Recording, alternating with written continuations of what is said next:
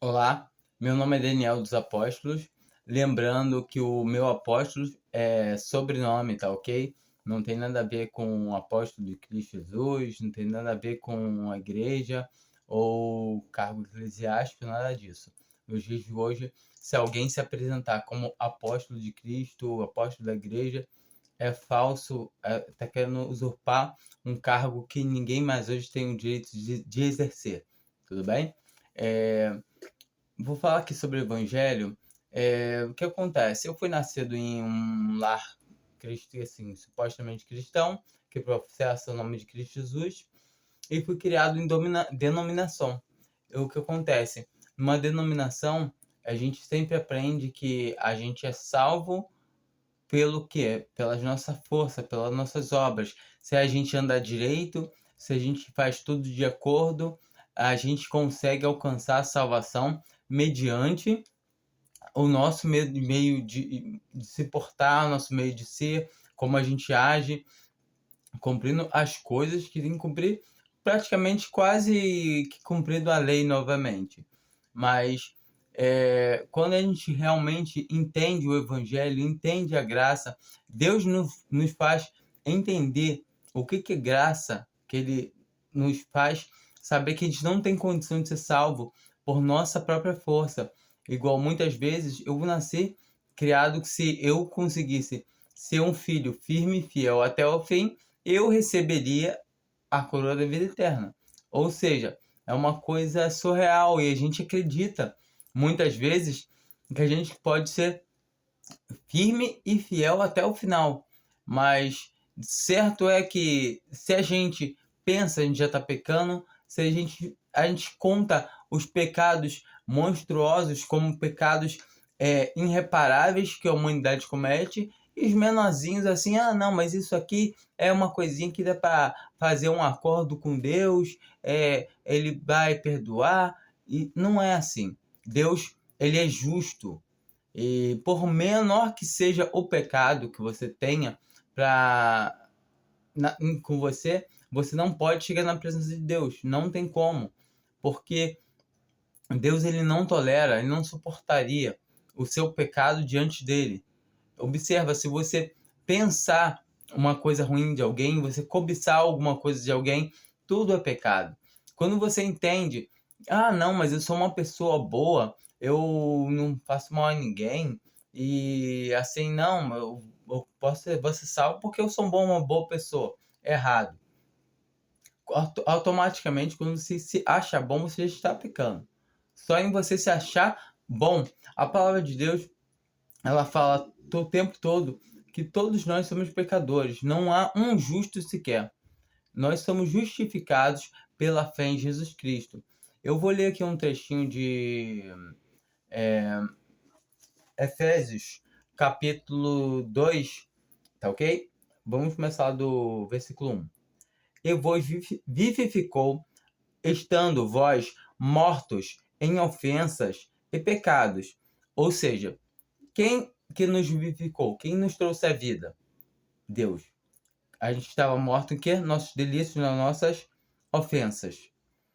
E que nós tempos antes, e que no outro tempo antes se andaste, andaste segundo o curso deste mundo, segundo o príncipe das potestades do ar, do espírito que agora opera nos filhos da desobediência.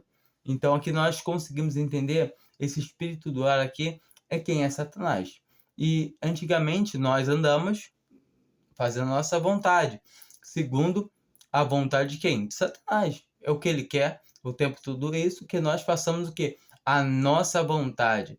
Ou seja, a partir do momento, pode ser ruim ou pode ser boa a sua vontade. Você está fazendo sua vontade, você está fazendo a vontade de Satanás. Infelizmente é assim. Que nós devemos fazer, uma pessoa quando se considera um filho de Deus, que ela crê em Jesus como seu Salvador, ela tem que andar com o quê? A vontade do Pai, conforme a vontade de Deus. e não conforme a sua própria vontade,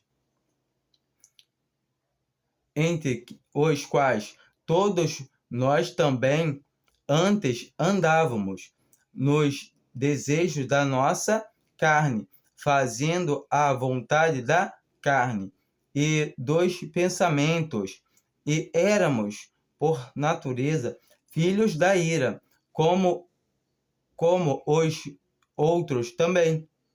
Então, como a gente andava antigamente? Fazendo a vontade da nossa carne, dos nossos pensamentos. Muitas vezes a gente não se atenta para isso. A vontade do nosso pensamento não é boa, não provém de Deus.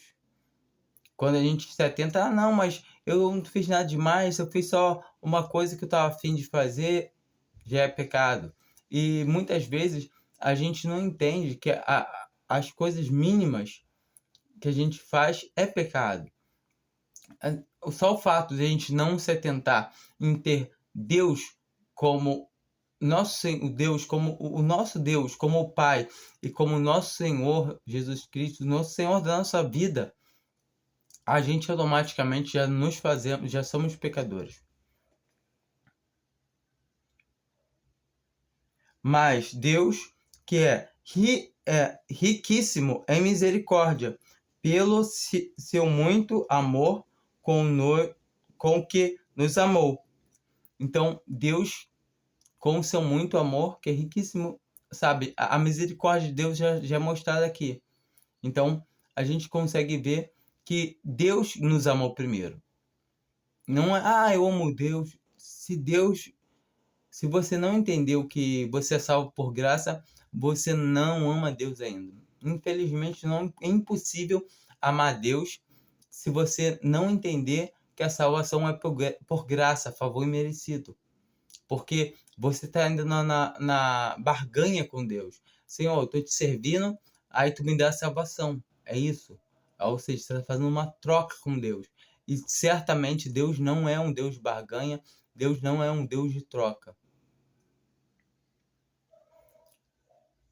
Estando nós ainda mortos em nossas ofensas, nos vivificou juntamente com Cristo. Pela graça sois salvos. Ou seja, aqui nós conseguimos ver que nós estávamos mortos. E o que o morto consegue fazer de boa obra? O que o morto consegue fazer? O morto não consegue fazer nada. E como estava no versículo anterior, Deus que é riquíssimo em misericórdia. Ou seja, nós alcançamos a misericórdia de Deus a partir do momento que alcançamos a misericórdia de Deus. Nesse momento, nós conseguimos nos estabelecer com que agora sim temos o amor de Deus implantado em nós. Mas por quê? Porque somos salvos. Por saber que Ele nos vivificou juntamente com seu Filho. Como está aqui nesse versículo que a gente acabou de ler. E nos ressuscitou juntamente com Ele e nos fez assentar nos lugares celestiais em Cristo Jesus. Então aqui nós acabamos de ver que, como eu já tinha falado, que graça é favor imerecido, pela graça nós somos salvos, então nós automaticamente passamos a ser herdeiros. E já estamos agora automaticamente, a partir do momento que cremos em Jesus Cristo como nosso Salvador, já estamos feitos, estamos assentados, desfrutando da graça, ou seja, já desfrutamos de todas as bênçãos espirituais, não perdemos mais, temos a certeza que somos herdeiros de todas as bênçãos espirituais. Entenda, para a igreja não existe nenhuma promessa de bênçãos materiais, somente espirituais.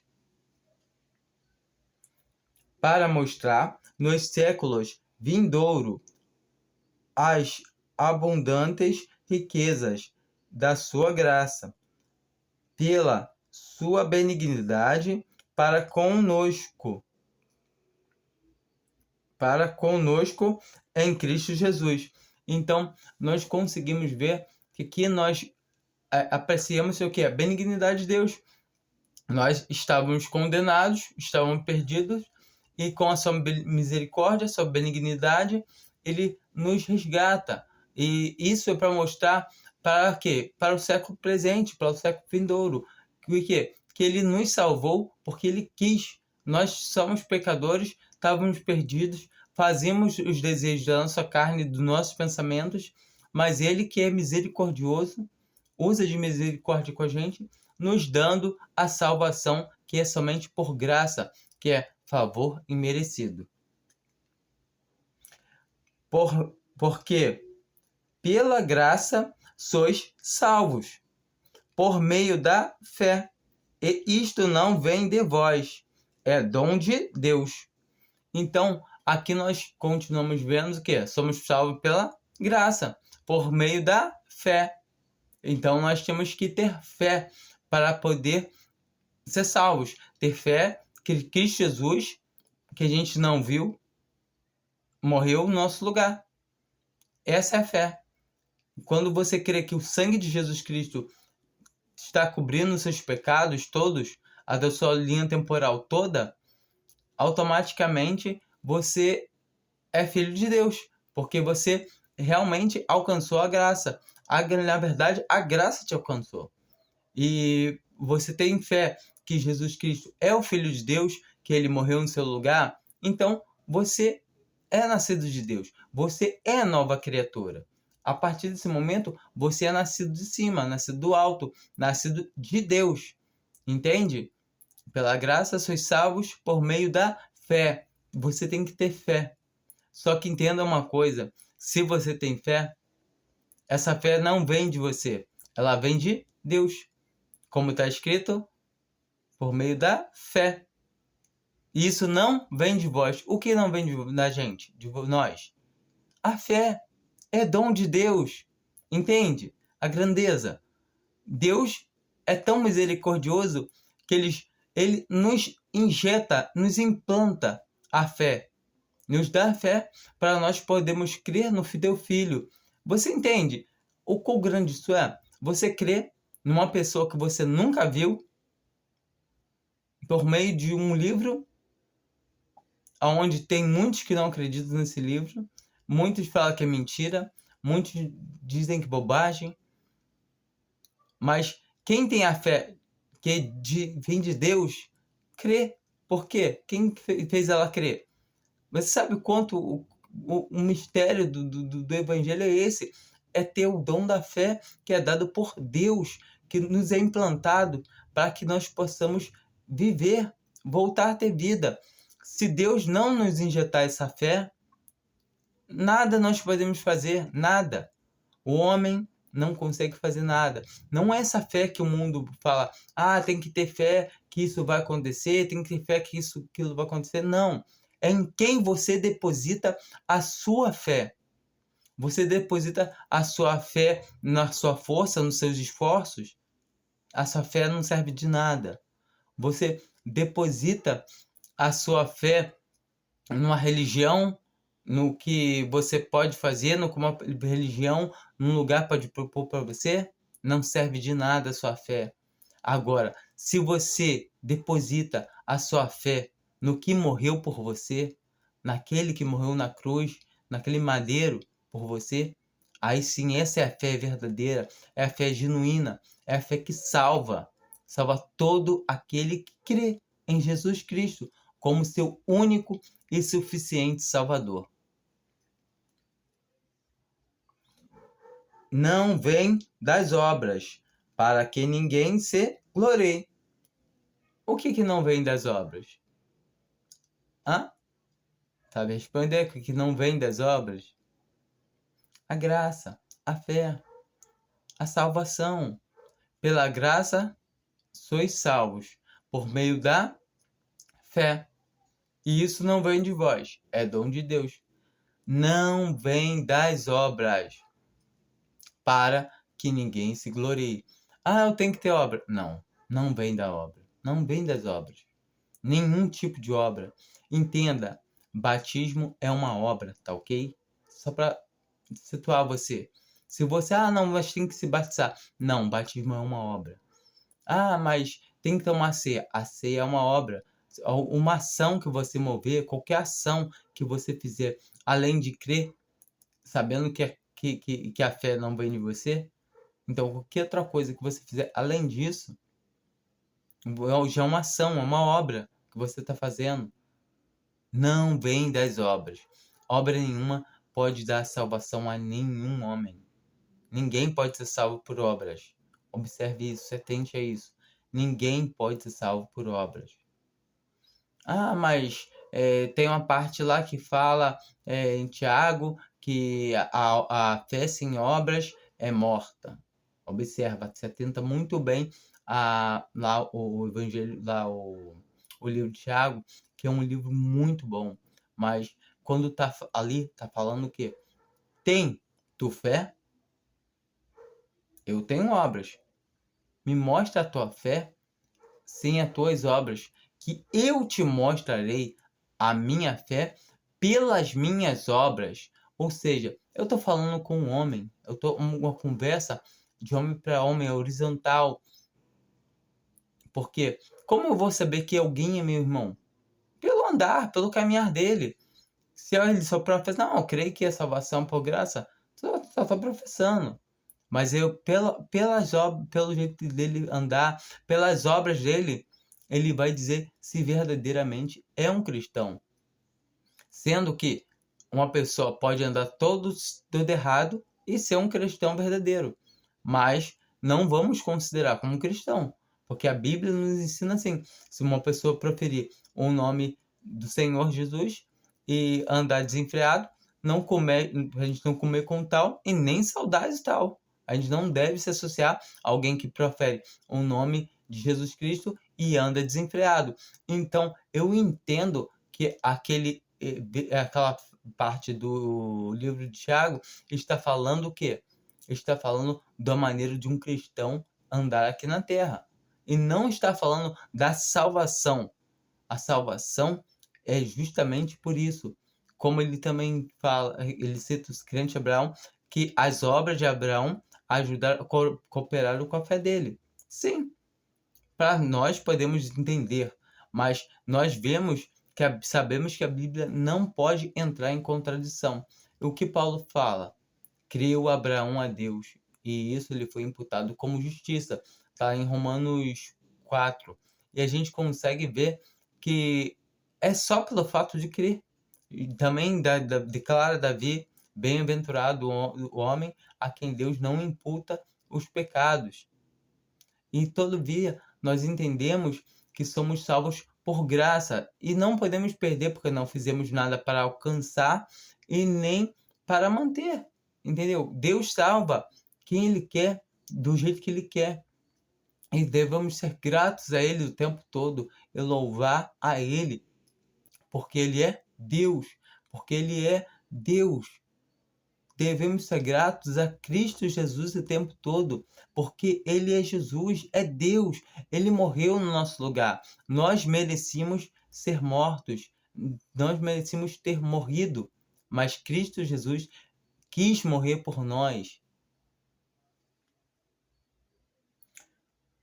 Porque somos feituras sua, criados em Cristo Jesus, para as boas obras, as quais Deus preparou para que andássemos nelas. Então, agora aqui no final, nós vemos que somos feituras de Deus, criados para as boas obras. Agora, nós devemos andar nas boas obras, porque somos feitos para andar nas boas obras. É o que Deus quer. O Deus quer o quê? Que nós andamos nas boas obras. Andamos como Ele quer. Somos feituras de quem? De Deus. Entende? Nós devemos andar conforme Ele quer. Fazer a vontade de Deus. Louvar a Ele. Muitas vezes as pessoas acham que, não, mas a gente tem que fazer obra. A obra que você faz, se você acha que vai te salvar, é uma obra falsa, uma obra morta, uma obra que não serve de nada. A partir do momento que você crê em Jesus como seu Salvador, sabe que você fazendo ou não fazendo obra, você não perde a salvação. E você faz mesmo assim a obra boa por agradecer a Deus, sabe? Você sabe que se você não fazer a obra, você não vai perder a tua salvação, mas você quer fazer porque você é nascido de novo, você é nascido de Deus, você é nascido por meio do sangue de Cristo, você renasceu, você voltou a ter vida. A vida foi injetada em você e a sua gratidão para com Deus e para com o seu Filho Jesus Cristo, o tamanho é tão grande que mesmo você sabendo que você já herdou tudo, você quer fazer obras para o Pai, para o Filho, porque eles dois são um só. E ao mesmo tempo você entende que ele não é Deus, não precisava ter morrido por você, por mim. Ele não precisava vir aqui a essa terra. Jesus, ele não precisava vir aqui. Deus não precisava se fazer carne e vir aqui nos salvar. E tudo isso ele fez por nos amar. Olha o quanto Deus nos ama.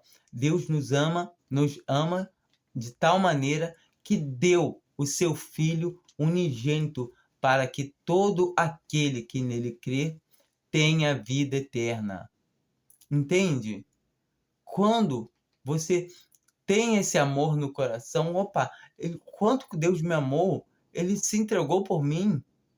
Não, eu preciso fazer agora algo para louvar ele, para agradecer ele. Agora, você quer fazer a vontade dele, entende? Automaticamente, a vontade vai fluir em você, de você querer fazer a vontade de Deus. E não uma lista, eu tenho que agora congregar assim, eu tenho que levar isso que doar isso aqui eu tenho... Não! Tenha comunhão com o Pai, tenha comunhão com o Filho. Procura orar, a buscar a Deus. E Ele vai te mostrar o que você tem que fazer. Pela oração, você fala com o Pai, entende? A oração é um meio de você falar com o Pai. E ler a palavra de Deus é um jeito de você ouvir o Pai falando com você. Entende? Assim nós ouvimos a palavra de Deus, nós estamos ouvindo Deus falar. E as demais coisas, o Senhor nos acrescentará, como está escrito, e as demais coisas vos serão acrescentadas. Procura se abster das contaminações da carne. Entende? O que são? Fazer as coisas que não convêm. Na primeira assembleia que o apóstolo Paulo teve com os irmãos, sobre os falsos irmãos que estavam querendo introduzir heresias já na cristandade, nos cristãos no começo, no princípio do evangelho, lá em Atos 15, que se eles não guardassem o rito mosaico, se eles não se circuncidassem, eles não poderiam ser salvos. E ali eles deixam bem claro que eles criam que eram salvos pela graça somente. Pelo quê? Favor imerecido. E a única instrução que Tiago também que deixa para eles é o quê? Que eles se abstenham do sexo imoral, ou seja, da prostituição, ou que se abstenham das comidas sufocadas, do sangue, e eu acho que é sangue, comida sufocada e oferecido aos ídolos. E somente isso é a base que a pessoa precisa para ter uma comunhão com o Pai. E a partir desse momento você vai ter uma comunhão com o Pai. Não estou dizendo que eu sou salvo, agora se eu fazer algumas dessas coisas, comer sangue, comer comida sufocada, oferecida ao ídolo, ou me prostituir, eu vou perder minha salvação. Não perde a salvação. A salvação é imutável. Uma vez filho, filho para sempre. Uma vez salvo, salvo para sempre. Sim, porque isso concorda com o que Jesus fala lá em João 6, que de maneira nenhuma ele lançará um fora, que for até ele. E outra vez a gente consegue ver no mesmo capítulo que de João, que só vai a ele quem foi ensinado pelo Pai. Isso concorda também aqui com Efésios 2, que fala que a salvação é pela fé, e a fé não é de nós mesmos, é dom de Deus. Que também tudo isso concorda com João 10, que fala, Jesus fala que ninguém pode arrebatar da mão dele, e ninguém pode arrebatar uma ovelha da mão do Pai, que o Pai é maior que todos, e ponto final. Ou seja, a partir do momento que a gente fala que a gente pode perder a salvação, a gente está chamando Deus de mentiroso, está chamando Jesus Cristo de fraco, e eu tenho certeza que uma pessoa que é nascida de novo, ela não vai nem querer pensar, não, mas se eu quiser voltar atrás, eu querer deixar de parar de crer, não vai, porque ela tem o Espírito Santo gravado dentro dela, não perde o Espírito Santo, ela pode deixar de ter comunhão com o Pai, sim, se ela começa a andar por fazendo a sua vontade, sim, ela vai perder a comunhão com o Pai, e o Espírito Santo vai estar ali o tempo todo chamando ela a atenção, incomodando ela, chamando ela para a luz da consciência dela, para ela se arrepender do que ela está fazendo e ela voltar a ter comunhão com o Pai, certo? Mas de maneira nenhuma, em hipótese alguma, ela perde a salvação. Ela pode até vir a sofrer a pena de morte aqui na Terra, porque o pecado para a morte é morte física. Ela perde a sua vida aqui na Terra, mas ela não perde a salvação, entende? Porque senão iria estar contradizendo. E muitas vezes as pessoas, não, mas pecado para a morte, não, pecado para a morte é somente morte material. Assim como aquele jovem lá de 1 Coríntios 5, Ananias e a sua esposa Safira, pecados que têm gravidade, que vão impactar, que vão atrapalhar a obra de Deus, eles podem ser castigados sim. E a palavra de Deus fala que o pai bom corrige o filho que ama, tá bom? Já ficou bastante longo esse vídeo. Eu espero que vocês entendam que a salvação é somente por graça, favor imerecido. A gente não tem nada que a gente possa fazer, somente agradecer a Deus pelo que Ele já fez por nós. Se você crê em que Jesus, saiba que você tenha salvação. Tenha salvação. Eu não lembro agora se é Pedro ou se é João que escreve. Acho que é João. Acho que é 1 João. Meus filhinhos, essas coisas vos escrevo para que saibais que tendes a vida eterna. Entende? Vós que credes tendes a vida eterna. Ou seja, se você crê em Jesus como filho de Deus, como tendo morrido no seu lugar, você tem a vida eterna. Tá bom? Amém. Fiquem com Deus.